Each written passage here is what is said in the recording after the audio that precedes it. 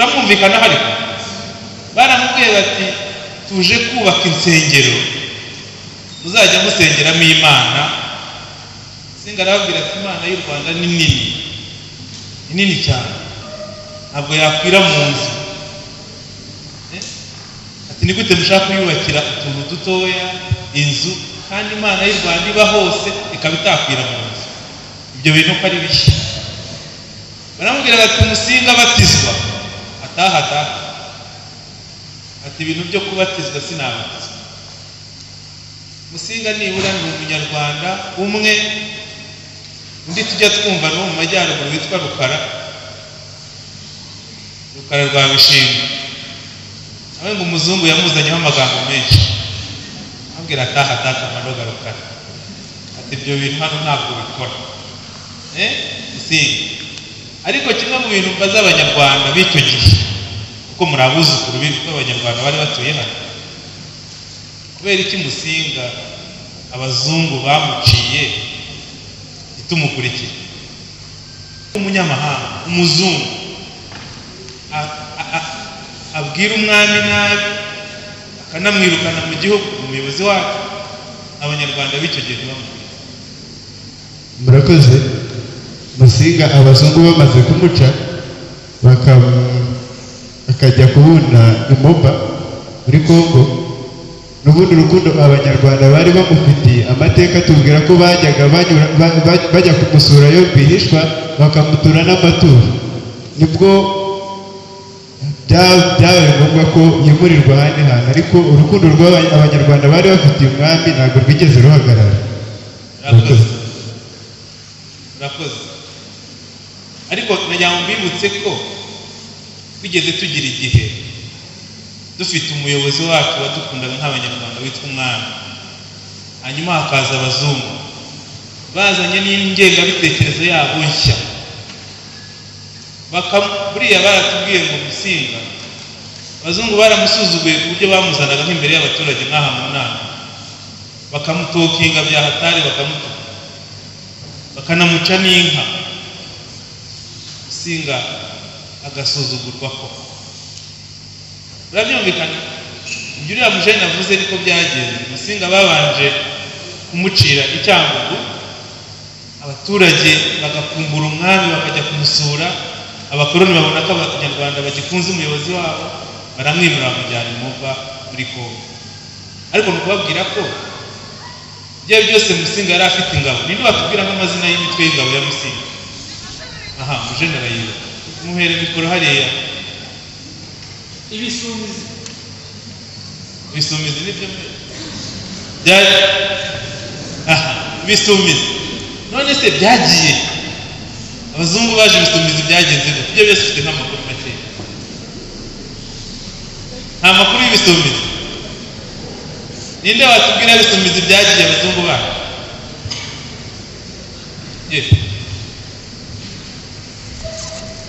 Murakoze. Amakuru menshi y'ibisumizi ntayo mfite, ariko nk'uko uriya yarabivuze, hari n'abandi bakubitwa Abaryamuna bakomeje gukurikira umwami, ku buryo ntekereza kandi ko ishyaka ry'ingabo z'icyo gihe bari bakomeye ku mwami. Ubu ngubu nzibona kuri RDF, kuko igihe tugezemo ingabo zacu ziri tayari. Ndabyemera, ariko nyine ibisumizi byazize iki? Erega birumvikana. Isomo ryanjye rya mbere ngewe ni ukuniga amateka.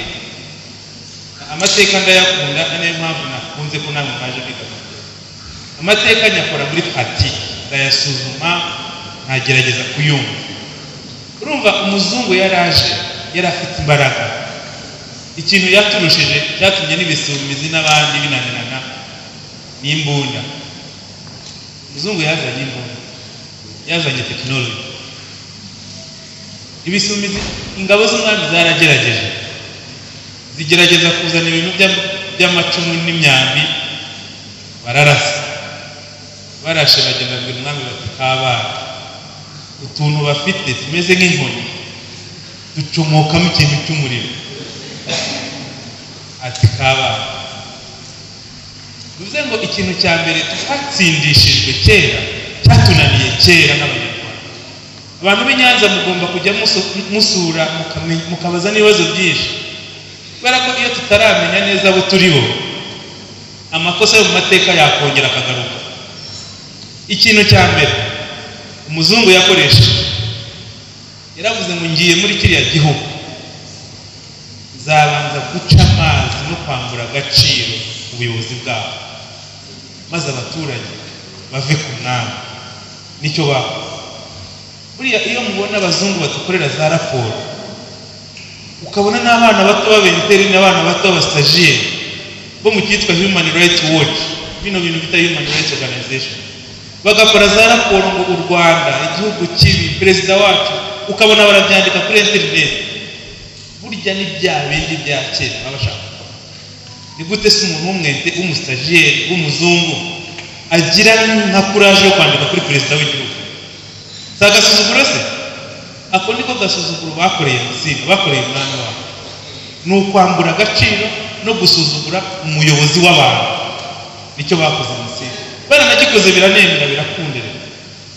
Basanga n'Imana twemeraga, Imana y'u Rwanda abantu benshi bazi, abazungu baravuga ati bano bantu bemera n'Imana, batubajyanire umwami Yesu Kristo. Ega nabyo barabikora, nabyo biremera, nabyo tuva ku Mana tujya kuri Mungu, tujya kuri Yesu Kristo. Icya gatatu, baravuga ngo bafite ibyo by'ubumwe by'abahutu, abatwa n'abatutsi. Reka nabyo tubirangize. Umva ukuntu abazungu atari abantu beza. Bamaze guca Musinga, bamusimbuje umwana we, sibyo? Umuhungu we witwa nde? Ako tuganire. Bamusimbuje Rudahigwa, sibyo? Rudahigwa ibyo se yanze gukora byose we yarabikoze. Ugataha abatipe, dore bangaje data, kandi ibintu data yanze ubukristu, yanze kubatizwa, yanze ibintu byose. Reka basi njyewe nce bugufi ngende. Rudahigwa abatizwa amazina atatu. Yabatijwe nde? Leon, Charles, Pierre. Ubundi twitwa nawe numva ejo bundi umusaza asobanura ayo mazina. Ubundi ngo yari amazina y'abayobozi bari aha ngaha. Umwe yitwaga ngo Musenyeri Leon Class. Rudahigwa afata muri ati basi uyu nawe ndebe ko nagira izina rye. Na Charles nawe nuko, na Leon nuko, ni amazina y'abari abarezida y'abayoboraga hano. Afata yitwa umwami Mutara wa gatatu, Rudahigwa, Leon, Charles, Pierre. Aya ari kugerageza kubahakwaho. Arangije hano ni Nyanza, afata n'umunsi wo guha u Rwanda ararutanga. Hano ntimufite ikigo cyitwa Kristo Umwami. Yafashe u Rwanda natwe twese n'abantu batari babirimo, atwegurira umwami nde? Umwami Yesu Kristo. Ati ndebe ko mbana nabo. Ariko se reka mbabaza, Rudahigwa byamugendekeye neza? Baramushimye se? Baramukunze se? Nawe byararangiye atangiye kubaza ibibazo by'abagabo. Atangiye kuvuga ati abanyarwanda tugeze igihe cyo kwiyobora, muduhe ubwigenge. Abanyarwanda mwatuzaniye gereza gusa. Muzi ko mu gihe abakoroni b'ahandi barimo bubaka za kaminuza, twebwe ikintu basanze tugomba kubakirwa ari gereza sha. Ni ukuri kw'Imana. Twebwe mbese nko mu bikorwa remezo bagiye gutanga raporo, igikorwa remezo cy'ibanze cyubakiwe abanyarwanda ni gereza yitwa Disney Central. Mu gihe nk'ahandi hari Makerere University of Dar es Salaam, yewe na Kongo iriya bayubakiye Ruvanium Arosite Kaminuza. Bati hiya icyo baduhaye ni iki? Gereza ya Disney Central. Ngo ntidushoboye, icyo dukwiye ni gereza. Njye nayoboye ibitaro by'i Rwamagana, ndababaza se inzu ya kera cyane iba hano ni iyihe? Barambwira ngo ni urukiko rwa Musha. Ntabwo ni urukiko, bari kubacira imanza mbere y'ivuriro, mbere y'ishuri, mbere ya kaminuza. baduhaye gereza. Rudahigwa atangira kubaza ati aho kuduha gereza umukaduha inkiko mwaduhaye kaminuza natwe. Nyuma mu byamwana aho kaminuza y'u Rwanda niyo byari 1960 yo muri 60, right? Rudahigwa atangiye kubaza ibikorwa by'iterambere, munshakira amashuri, muduhe n'ubwigenge. Bamuha misiyo bati ngaho genda ujye kwibaza neza, ujye no kwaka viza by'i Burundi tumuheruko. Siko bimeze. None ko uwabarwanyije bamukoze kwa kundi bamwirukanye, uwabemereye nawe bakamwica, niki twari gukurikiza? Ntikari katubayeho nk'Abanyarwanda. Ufite bariya niki wakora ngo ubane nabo neza? Hari icyo wakora se? Ikintu wakora, abagiturahize katubarebe nabo ni bakayibana. Musinga yanze ideology bari bazi, baramuca baranamwica. Rudahigwa arabyemera, nawe atangira kubaza ibibazo byagirira Abanyarwanda akamaro, nawe baramwica.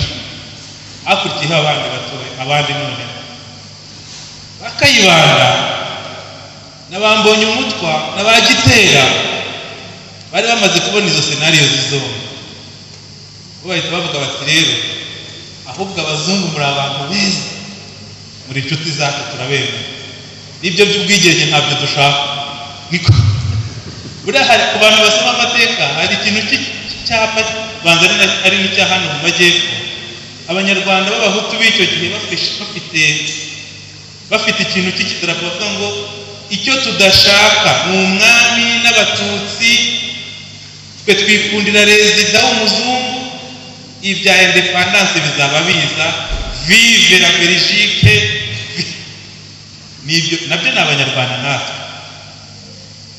Ubwo abazungu babona ko biboneye abantu bo gufatanya nabo, hanyuma abazungu kuko baragenda babategurira iyo definition y'umwanzi utangira muri 59 witwa Umututsi. Ni ukuvuga ngo n'abandi babemeye ngo bafatanye, gahunda babigishije ni ukwica. Uyu munsi abantu bakurikiye inyigisho z'abazungu, abo bakayibana, Habyarimana n'abayoboranye nabo muri Repubulika ya mbere n'iya kabiri, ubu bo bari he? Sibyo? Ni ukuvuga n'ababemeye ngo bakorane nabo mu gihe cy'imyaka 30, ni umuvumo wo ngubu tubishyuza Abanyarwanda bishwe muri Jenoside yakorewe Abatutsi. Mbese formule yumvikana n'iyi: Musinga arabangiye baramwisha, Rudahigwa arabemereye atangiye kubaza baramwisha, abandi babanye nabo imyaka 30, Repubulika ya mbere n'iya kabiri, babatoje urwangano, babatoza kwica Abatutsi. Ubu turababaza amateka yose ya Jenoside yakorewe Abatutsi. Ariko natwe twibaze nk'Abanyarwanda, ikibazo nibaza,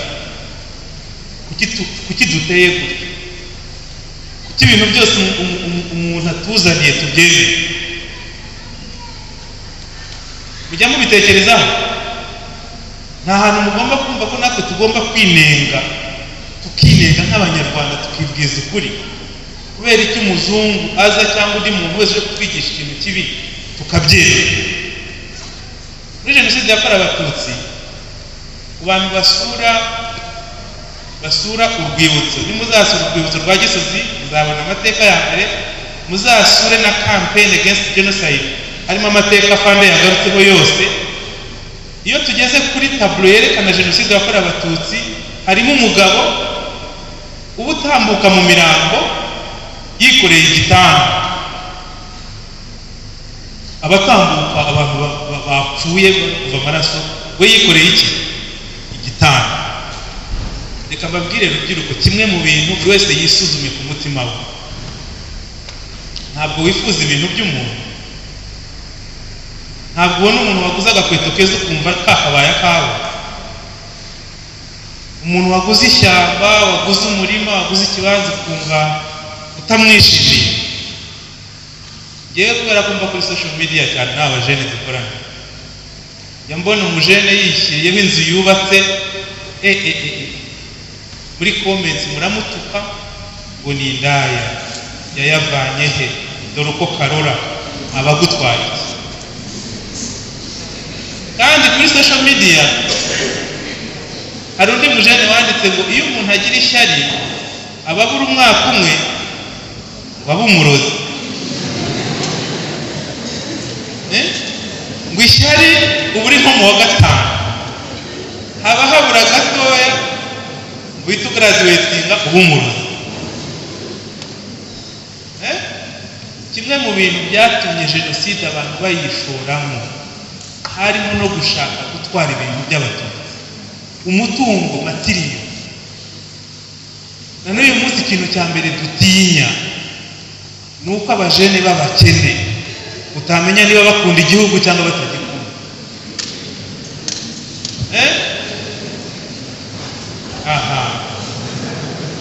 Afande yageze ngo atari kuri muntu bure yavuga atakakunda igihugu. Ambabwira hari ibintu bibiri bizakubwira umuntu. Icya mbere, iyo umuntu yakize yabonye amafaranga, yaramaze igihe ari umukene akabaguye ku mafaranga, atangira kujya basuhuza atyo atabakora mu ntoki.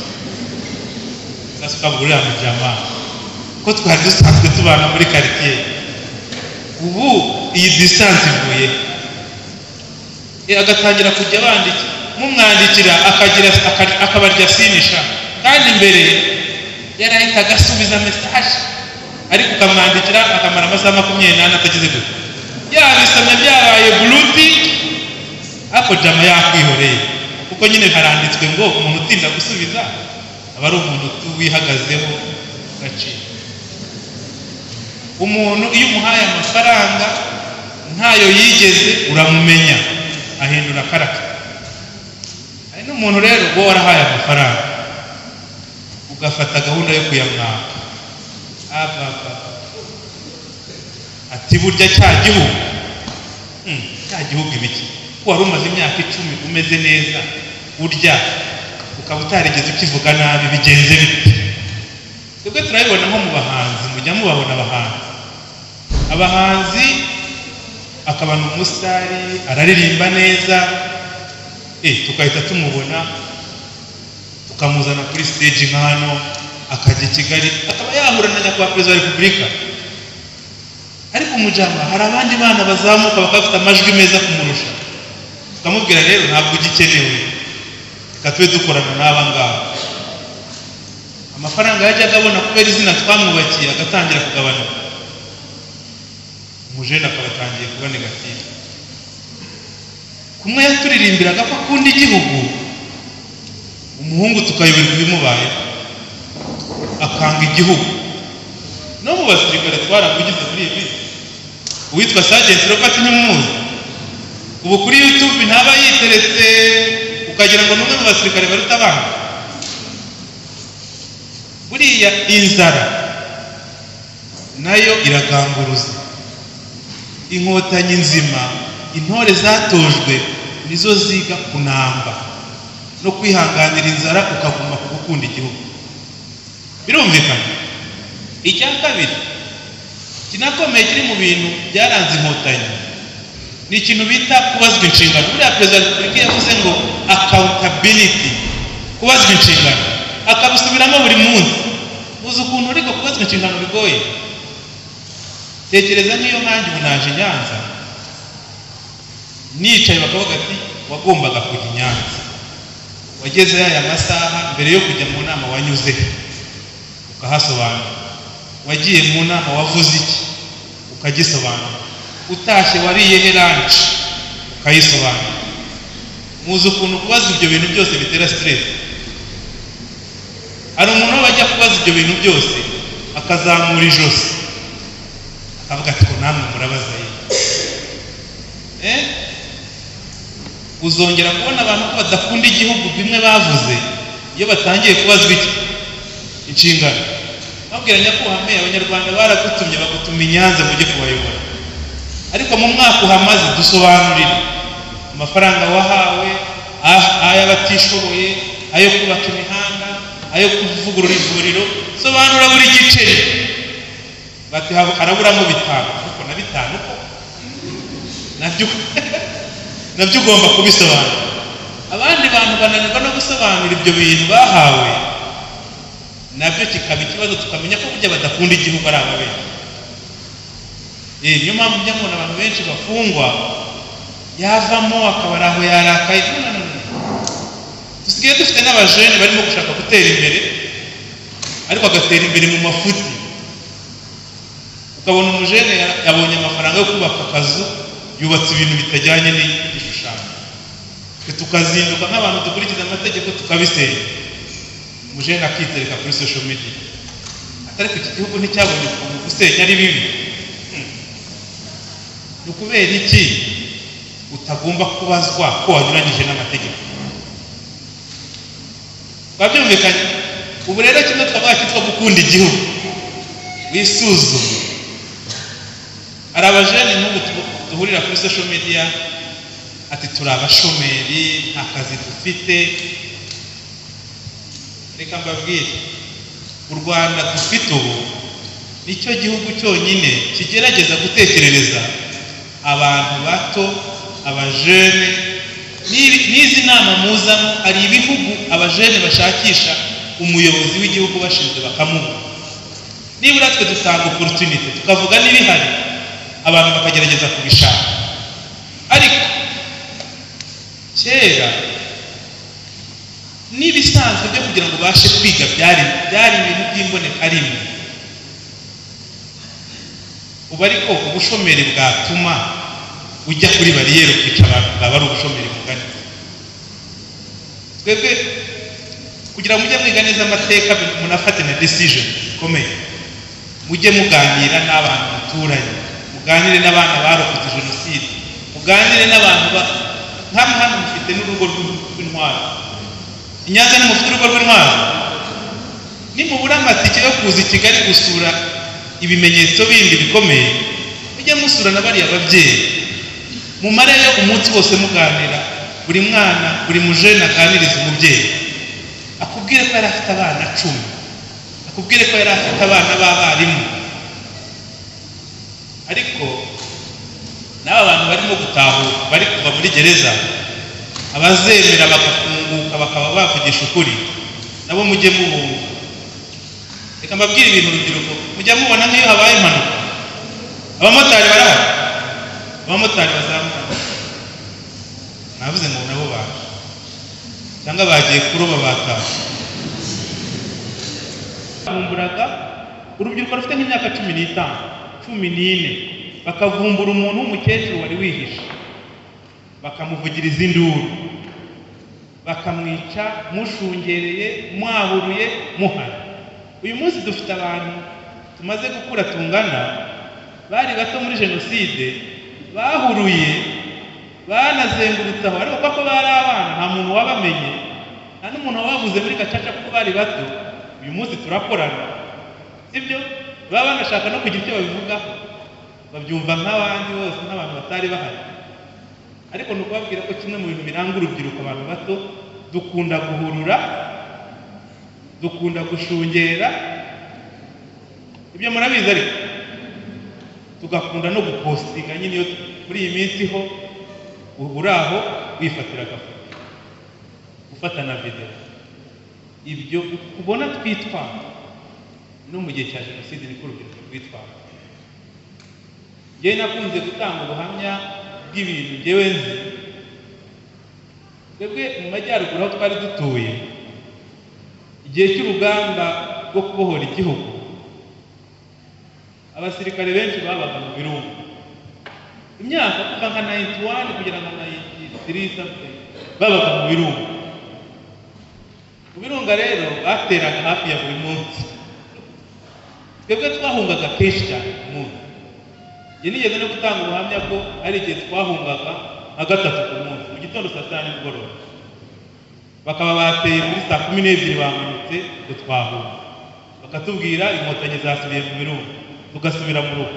Ku mugoroba tukongera tukamanuka. Twahoraga muri mobile. Ariko ikintu cyaje kuvuka, abasirikare ba kera bagombaga kujya kubarwanya, bashakaga abana bato b'abajene bo kubaherekeza no kugemura. Twebwe mu majyaruguru mu gihe cy'urugamba, abajene benshi bagiye mu gisirikare, abandi benshi bava mu ishuri kubera kugemurira abasirikare barwana barimo.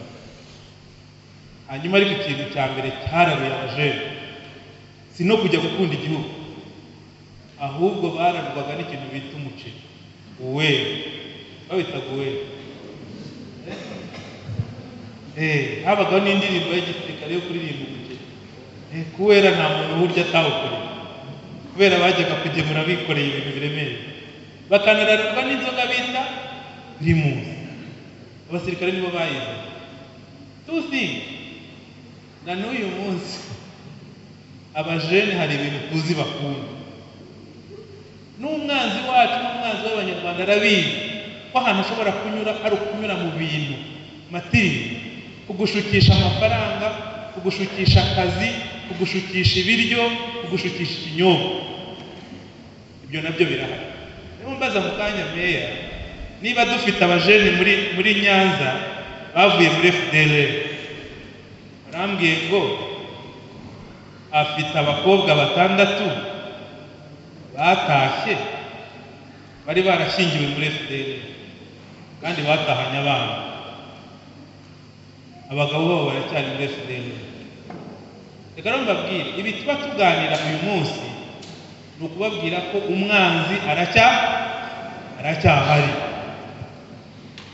Ariko ikigaragara mu myaka 32 tumaze, RPF, RDF, Inkotanyi batweretse formule ishobora kurinda u Rwanda imyaka myinshi iri imbere. Formule ni imwe nta n'indi wabona, kuko ikiza cy'Inkotanyi bafashe umwanya bakora isesengura, bamenya aho twapfiriye.